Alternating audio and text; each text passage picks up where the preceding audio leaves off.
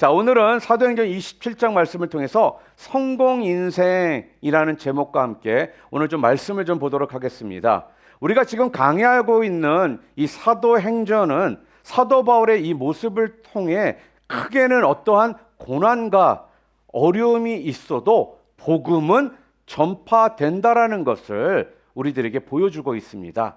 그리고 그 과정 가운데에 성공 인생은 부활하신 예수님과의 만남이 있어야 하고 또 거듭남이 있을 때 분명 인생은 변화된다라는 이 메시지를 주고 있습니다. 사랑하는 성도 여러분, 여러분은 어떤 인생을 살기를 원하십니까? 저는요, 여러분들이 모두 다 하나님 앞에서 성공 인생이 되기를 소원합니다. 제가 계속적으로 지금 사도행전 말씀을 묵상하면서 우리 교회에 속한 성도는 하나님 앞에서나 사람 앞에서 성공하는 좀 인생이 되도록 좀 만들었으면 좋겠다라는 이런 생각을 갖게 되었습니다. 그래서 하나님, 아니 어떻게 하면 우리 교인들이 성공할 수 있을까요? 세상에서의 성공도 이루어야겠지만 어떻게 하면 하나님 앞에서 성공할 수 있을까요? 이렇게 깊이 기도하면서 생각하다가요, 나름대로 결론을 얻었습니다. 그것은요, 설교를 통해 성공 이야기를 하자는 것입니다. 성경에는 우리의 믿음의 선배들이 성공 인생을 만든 그 이야기가 수없이 등장을 하고 있습니다. 그리고 그 성공 비법을 그래서 찾아가지고 성도들에게 들려주자라는 결심을 하게 된 것입니다. 여러분이 아시는 것처럼 성경에 등장하는 인물들이 성공한 비법은요, 정확히 성경에 기록이 되어 있거든요. 그런데 그 성공 비법이요, 지금 여러분과 제가 살고 있는 이 시대에도 우리에게 적용된다는 비법임을 저는 분명 믿습니다. 자, 그렇다면 우리가 어떻게 하면 성공할까요? 우리가 성공 그러면 막연하게 항상 돈 많이 버는 것을 성공이라고 우리는 다들 일반적으로 생각을 합니다. 그러니까 돈 많이 벌면 그 사람은 성공한 것이고 돈 못 벌면 그 사람은 실패한 인생이다. 우리는 이렇게 너무나도 극단적으로 나눠버리거든요. 제가 전에도 말씀드렸던 것처럼 성경에서는 단 한 번도 돈 많이 번 사람이 성공한 인생이다라고 말씀하신 적이 없습니다. 또 반대로 돈 못 벌었으니까 그게 성공한 인생이다라고 또한 말씀하신 적이 없다라는 거예요. 자, 그렇다면 오늘 우리가 함께 봉독한 이 오늘 본문 말씀에서 성공 인생이 도대체 무엇이라고 우리들에게 알려주고 있느냐 하는 겁니다. 오늘 우리가 함께 읽었던 본문 사도행전 27장은요, 사도 바울이 지금 재판을 받기 위해서 죄수의 몸으로 지금 로마로 압송되는 그 이야기가 오늘 본문의 내용입니다. 그러니까 바울을 지금 태우고요, 출발하려던 배는 일반 상선인데 수많은 이 장사꾼들이 자기 화물을 배에다 싣고 로마로 가서 한몫 챙기려는 이런 꿈을 갖고 그 배에 다들 승선을 한 겁니다. 그 배의 총 승선 인원은 276명이었습니다. 그 당시로 한다면 276명이 탄 이 배는 굉장히 거대한 배입니다. 그러나 그 배에 타고 있던 그 270여 명의 사람들은요, 전혀 모르고 있는 것이 한 가지 있었습니다. 그게 뭐냐면요, 하나님께서 그 배에 바울을 태워가지고 생명의 이 복음을 로마로 보내시려는 이런 거룩한 사역을 지금 행하고 계신다라는 것이었습니다. 근데 지금 그 사역에 누구를 사용하고 계시다라고요? 사도 바울을 쓰셨다라는 거예요. 비록 사도 바울이요, 복음을 전하다가 예루살렘에서 체포가 돼가지고 재판을 받던 중 상소를 하잖아요. 그래서 로마 황제 앞으로 호송이 되던 바울입니다. 그런데 지금 이 내용은요, 이 여행은 인류 역사의 위대한 전환점이 되는 여행이었다라는 거예요. 여러분, 왜 하나님은 그 중요한 사역에 바울을 들어서 쓰셨을까요? 도대체 왜 바울을? 아시아에서 전파되고 동부 유럽의 마게도냐와 아가야 지방에서 전파되던 그 복음, 이 복음이 그 당시에 전 세계의 수도라고 할 수 있는 이 로마로 진출하는 그 사역에 왜 하나님께서는 유독 바울을 쓰셨느냐 하는 겁니다. 다른 많은 사역자들이 있었잖아요. 근데 왜 바울을 쓰셨느냐 하는 거예요. 거기는 이유가 있습니다. 그 이유가 뭐냐면요, 바울에게는 남다른 꿈이 있었다라는 것입니다. 하나님의 영광을 위한 꿈을 가지고 있었다라는 거예요. 그 꿈을 또한 이루기 위해서 그는 남다른 자세를 가지고 있었다라는 겁니다. 자, 그렇다면 오늘 본문의 주인공인 이 바울이 가지고 있는 것이 도대체 무엇일까요? 무엇이 그를 성공 인생이 되게 한 걸까요? 오늘 성경은요, 거기에 대해서 세 가지를 우리들에게 알려주고 있습니다. 성공 인생이 될 수 있었던 비법. 첫 번째는요, 사도 바울은 앞을 내다보는 영적인 안목이 있었습니다. 영적인 안목. 볼까요? 바울 일행이 지금 배를 타고 중간 기착지에 이르렀습니다. 거기서 아달리아로 가는 알렉산드리아 배를 만나 그 배에 승선을 하게 된 겁니다. 자, 그런데 그 배가 겨우겨우 라세아시 근처 미항에 도착을 했습니다. 그런데 선장과 선주는요, 항해가 위태로운 상황에서 베닉스까지 가가지고 거기에서 겨울을 보내기로 하고 지금 출항을 하려고 하는 거예요. 그런데 그때 바울이요, 그들을 말립니다. 그런데 아무도 이 바울의 말에 귀를 기울여 주지를 않는 거예요.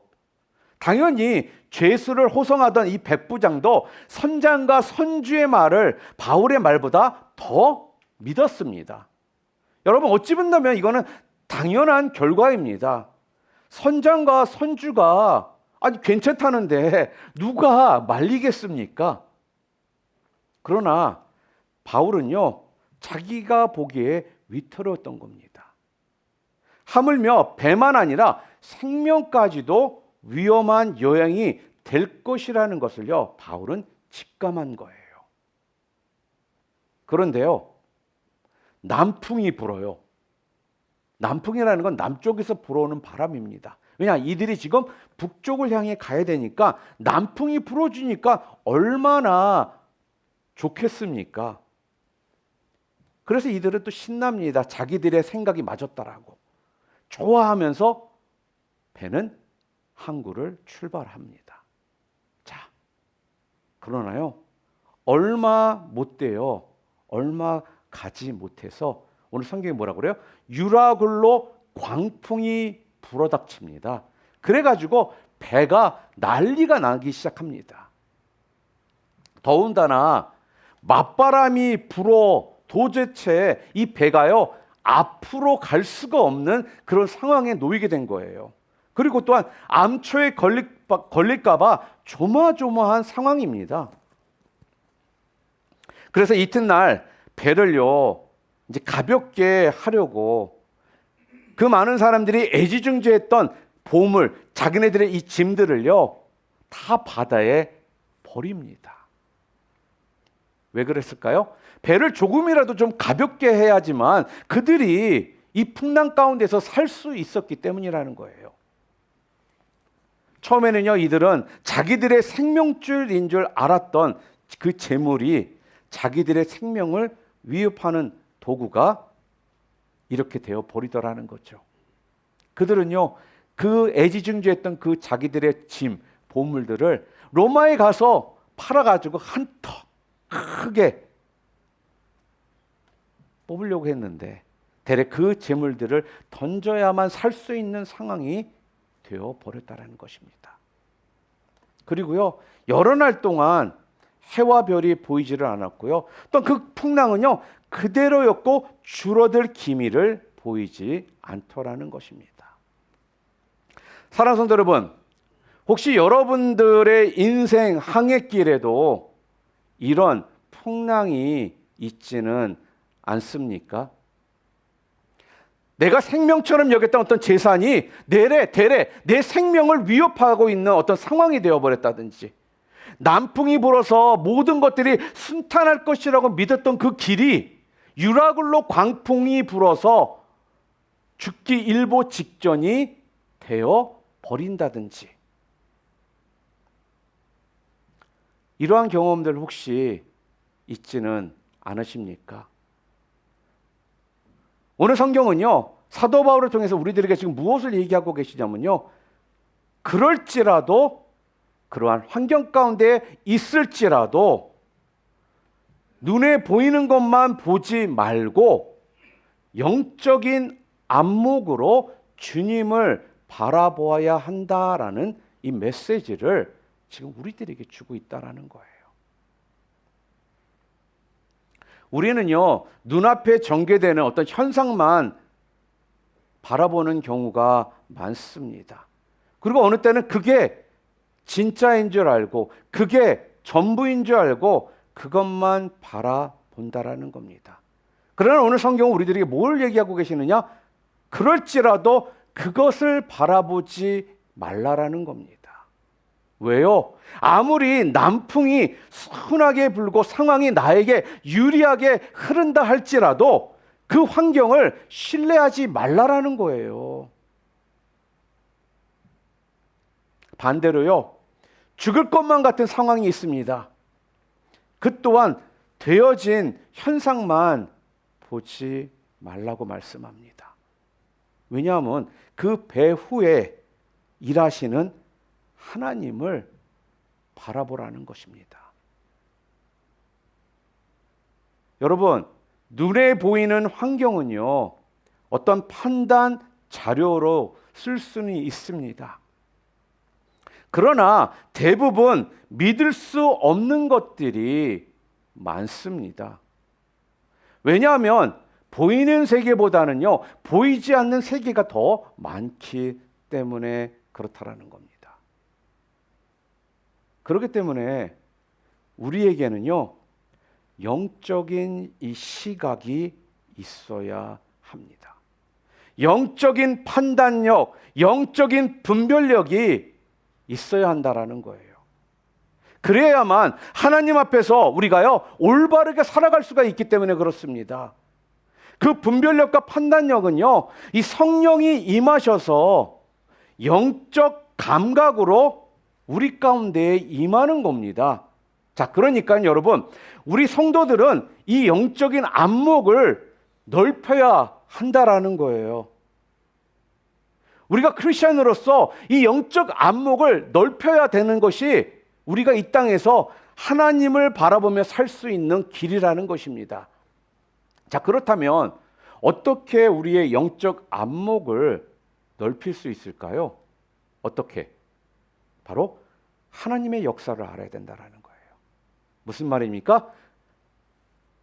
지금까지 하나님께서 어떻게 역사하셨는지를 우리가 알아야 된다는 것입니다. 자, 그러면 하나님의 역사를 알아야 한다고 그랬는데 어떻게 하나님의 역사를 우리가 알 수 있을까요? 우리가 하나님의 역사를 알려고 그러면요, 성경을 깊이 있게 통찰할 수 있어야 합니다. 성경을 쉽게 얘기할게요. 잘 아셔야 한다라는 거예요. 더 쉽게 얘기할게요. 성경을 여러분의 손에서 놓지 말아야 한다라는 거예요. 더 쉽게 얘기해요. 성경을 읽어야 한다라는 겁니다. 여러분들이 성경을 읽어야지만 하나님의 역사를 알고 하나님의 역사를 알아야지만 여러분들이 영적인 안목이 넓혀진다라는 것입니다. 여러분, 사도 바울은 본인 자신은요, 예수님의 생전에 만나 뵙지를 못했던 사람입니다. 그러나 다메섹 도상에서 주님이 그를 만나 주셨고 그에게 성령이 임함으로 그가 놀라운 능력을 소유하게 된 겁니다. 자, 그렇기 때문에요, 그는 영적인 안목을 갖고 앞을 내다보게 되었습니다. 우리 10절 말씀 함께 읽어볼까요? 함께 읽겠습니다. 여러분이요, 내가 보니 이번 항해가 하물과 배만 아니라 우리 생명에도 타격과 많은 손해를 끼치리라 하되, 사도 바울이 이렇게 당당하게 지금 이야기를 해요. 여기서 내가 보니 이 말은 무슨 이야기냐? 내가 예측하건대 또 내가 판단해 보니 라는 뜻입니다. 여러분, 바울이 도대체 무슨 근거로 이렇게 말을 할 수 있었을까요? 그건요, 하나님이 주신 영적인 통찰력 때문에 그렇다라는 겁니다.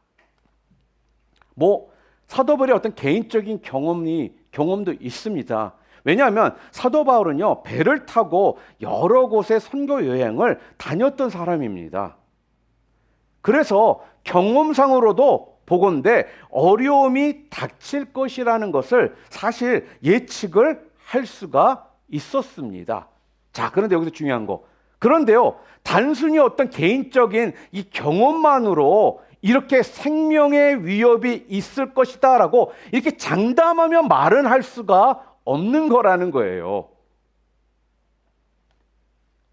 그런데 그가 이렇게 말할 수 있었던 이유가 무엇이었냐? 바로 하나님께서 사도 바울에게 주신 이 통찰력, 하나님이 주신 영적 이 분별력을 사도 바울이 소유하고 있었기 때문에 그가 이렇게 담대히 선포할 수 있었다라는 겁니다.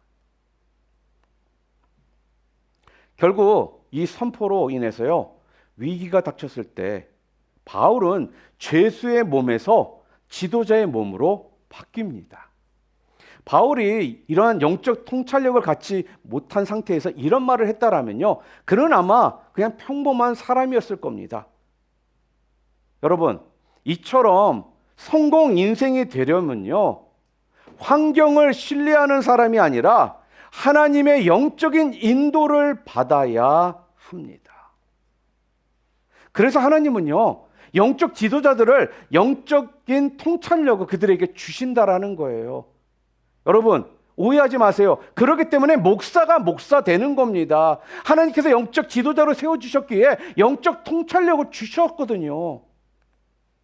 여러분, 성경에 보면요, 엘리사에게도 주셨던 영적 통찰력, 이사야나 예레미야 선지자에게 주셨던 이 영적 통찰력이 우리에게 있어야지만 성공할 수가 있습니다.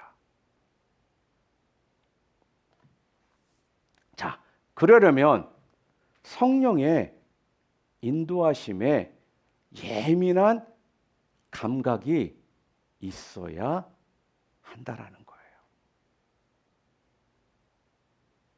왜요? 성령은 우리를 인도하시는 영이기 때문에.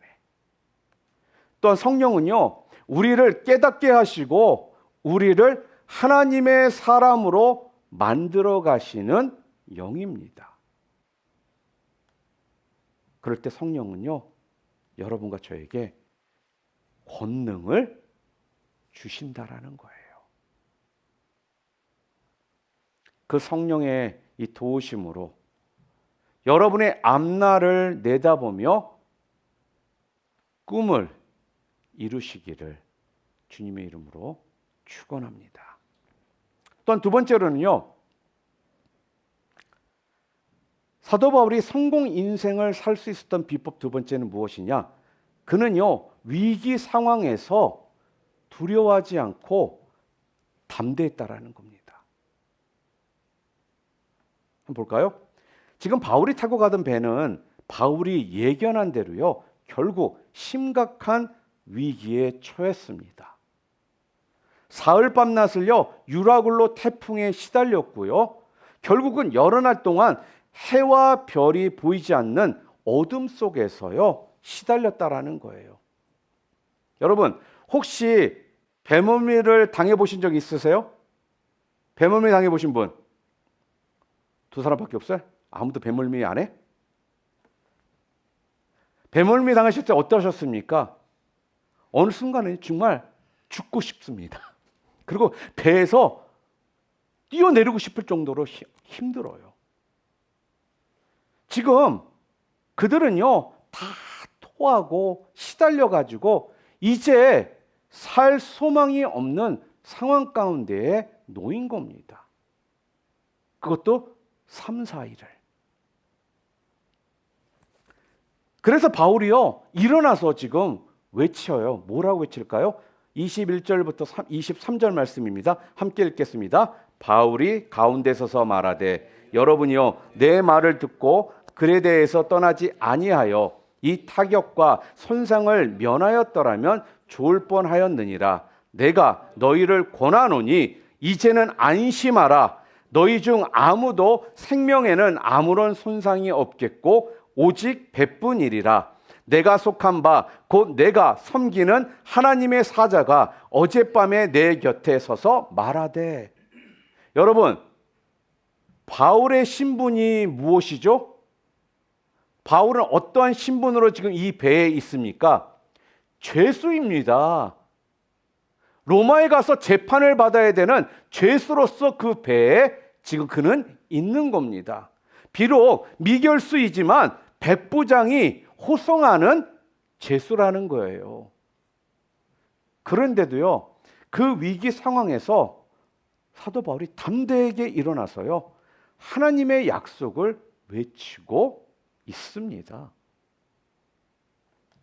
그 배에 탄 사람들 모두는요, 다 죽었다라고 지금 생각하고 절망 속에서 죽을 날만 기다리고 있는 시점이거든요. 그런데 그 시점에 하나님의 약속을 받아가지고 담대하게 외치는 사람이 누구예요? 바울이더라는 거예요. 여러분, 그가 바로 지도자입니다. 위기는 위험하지만 기회가 된다라는 거예요. 왜요? 그 위기가 바울을 죄수라는 신분에서 그 배의 지도자로 만들었습니다. 여러분은 환경 속에 위기가 닥치면 여러분은 어떠한 반응을 보이십니까? 환경에 얽매여 같이 비관하고 원망하고 절망하지는 않으십니까? 그럴 때 우리 하나님께서는요, 여러분과 저의 믿음을 보신다라는 거예요. 그러한 상황 속에서 우리의 믿음을 보십니다. 그 위기의 상황에 우리 믿는 성도는요, 그래서 하나님만 의지하고 그분의 도우심을 믿고 담대하게 일어서야 하는 겁니다. 그리고 절망 속에 있는 사람들을 향해서요, 또한 외칠 수도 있어야 되는 거예요. 뭐라고요? 이렇게요.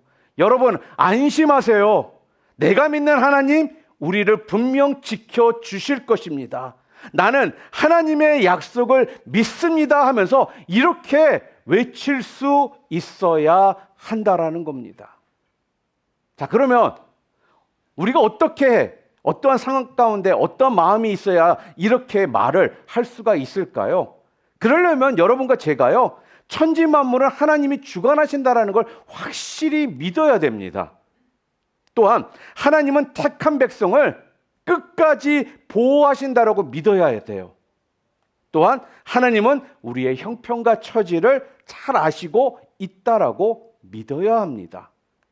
그리고 마지막으로 하나님은 약속을 반드시 지키시는 분이심을 믿어야지 우리가 이렇게 담대히 외칠 수가 있는 겁니다. 여러분, 구약에 보면 다니엘 나오죠? 다니엘 다들 아시잖아요. 다니엘은 그가 정한 시간에 하나님께 기도를 올렸던 사람입니다. 아무리 바빠도 어떠한 상황 속에서도 정한 시간에 예루살렘을 향해 하루에 3번씩 기도를 올렸던 자가 바로 다니엘입니다. 자, 그런데요, 꼭 이런 사람들이 있죠. 시기 질투하는 사람. 이 시기 질투하는 사람들이요, 그를 죽이려고, 왜냐, 왕이 다니엘을 굉장히 이뻐했거든요. 그를 죽이려고 왕 이외에는 누구에게도 기도하지 못하게 하는 이 법률을 만들어 가지고 시행했습니다. 그 법에 왕이 직인이 찍혀서요, 반포가 된 거예요. 선포가 된 거예요. 그런데 다니엘도 그걸 알고 있었거든요.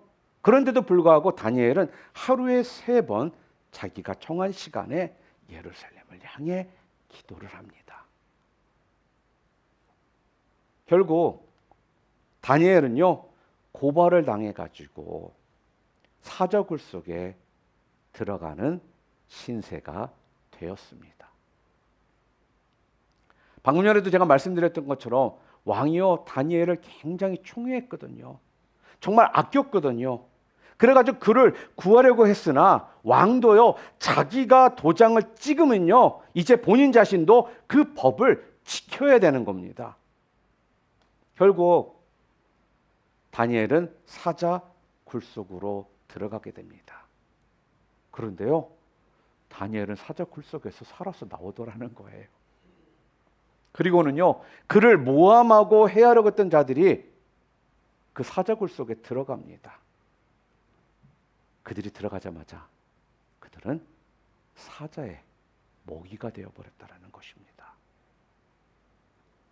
여러분, 아니 어떻게 다니엘은 사자굴 속에 들어갈 생각을 했을까요? 아니 도대체 무엇이 그로 하여금 사자굴 속에 들어가는 걸 조금 더 망설이지 않게 했느냐 하는 겁니다. 사자굴 속에 들어가면 사자에게 밥이 된다라는 것을 알면서도 도대체 왜 다니엘은 그렇게 들어갈 수 있었느냐 하는 거예요.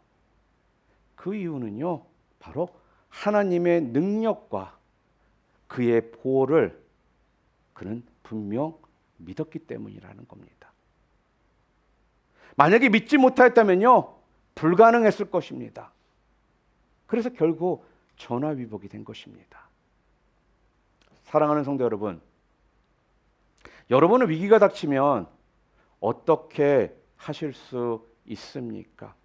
혹시 두려워 벌벌 떨지는 않습니까? 혹시 낙심과 절망과 어떤 두려움 속에서 무서워하지는 않으십니까? 오늘 꼭 기억하시기를 바랍니다. 여러분의 믿음을 하나님은 시험하신다라는 사실을 여러분 믿으시기를 바랍니다.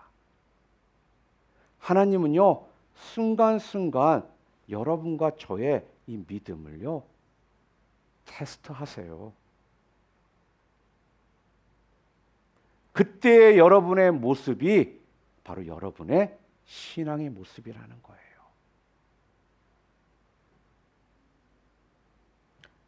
여러분, 적어도 성공 인생이 되려면요, 남과 좀 구별이 되어야 한다는 거예요. 두려워하는 자를 위로하고 무서워하는 사람들에게 평안을 외칠 수 있어야 한다는 겁니다.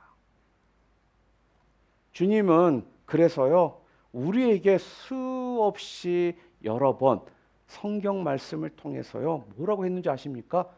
두려워하지 말라, 평안하라고 말씀하셨습니다. 하셨다라는 겁니다.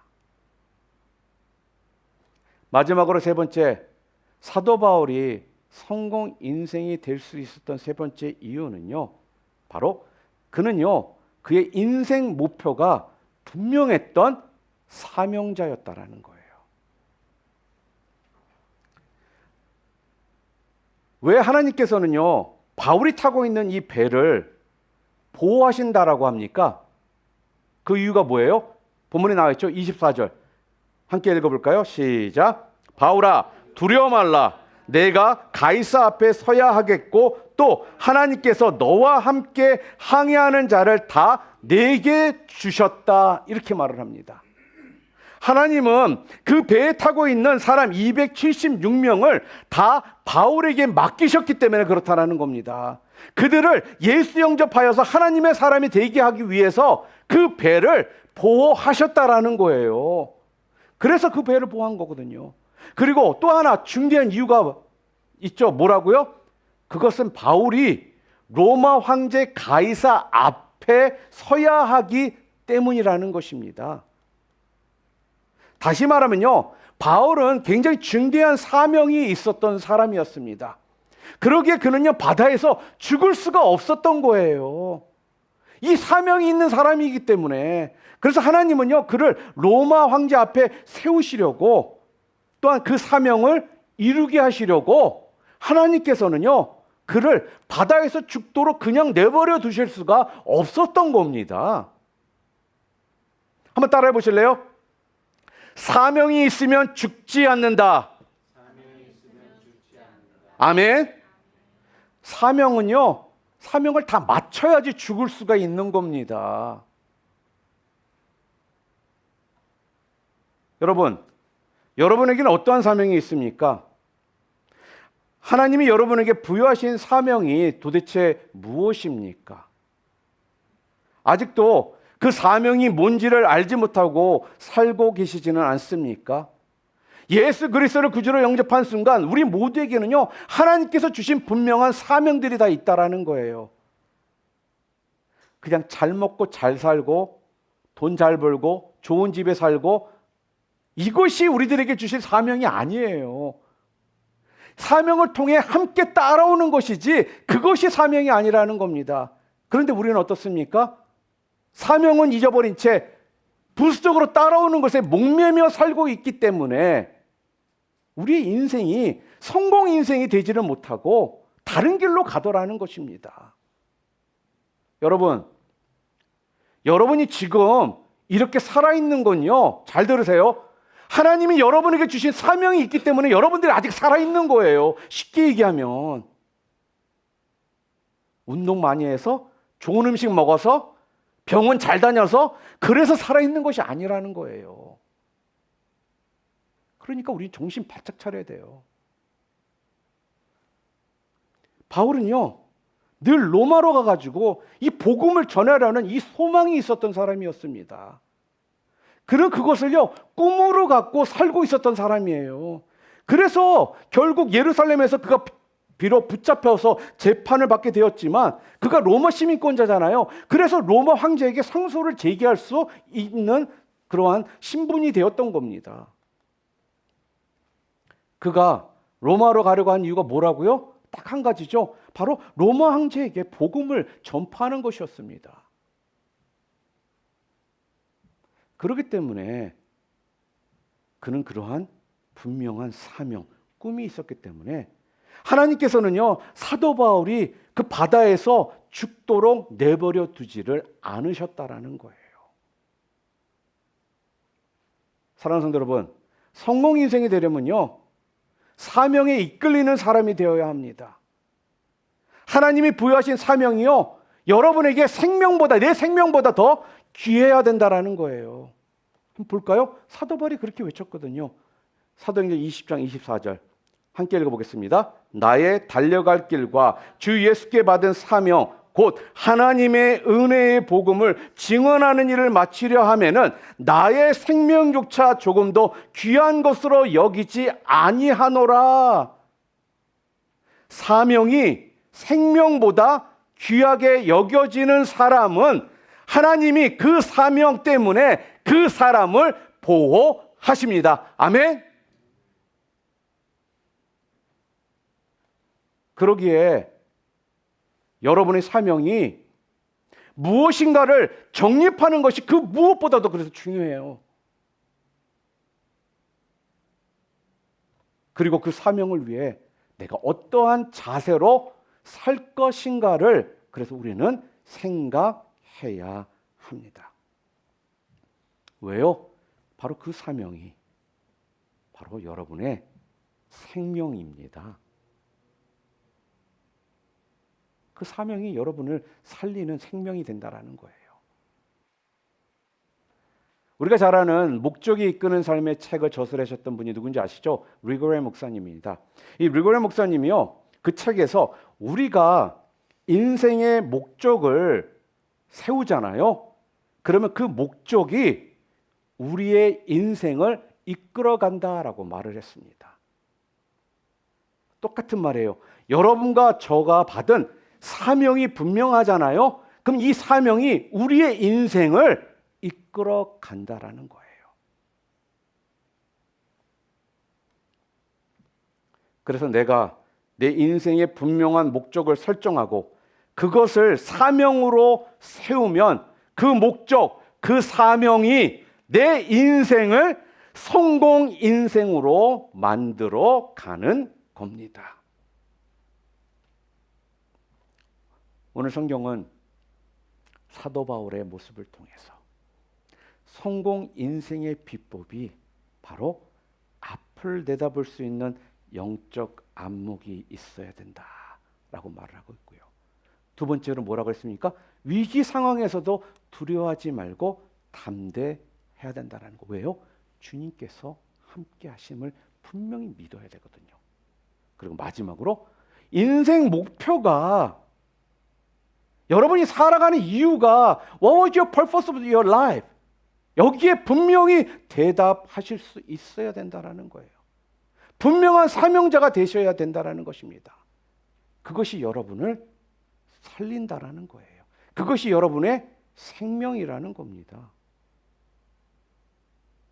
오늘 사도 바울의 성공 인생 이 비법을 여러분들이 잘 받아들이셔서 여러분들 이 땅에서 성공 인생, 하나님이 말씀하시는 성공 인생 사심을 통해 나도 성공할 수 있다라고 담대히 외칠 수 있는 우리 뉴라이프 비전교회 사랑하는 성도님들 모두 되시기를 주님의 이름으로 축원합니다.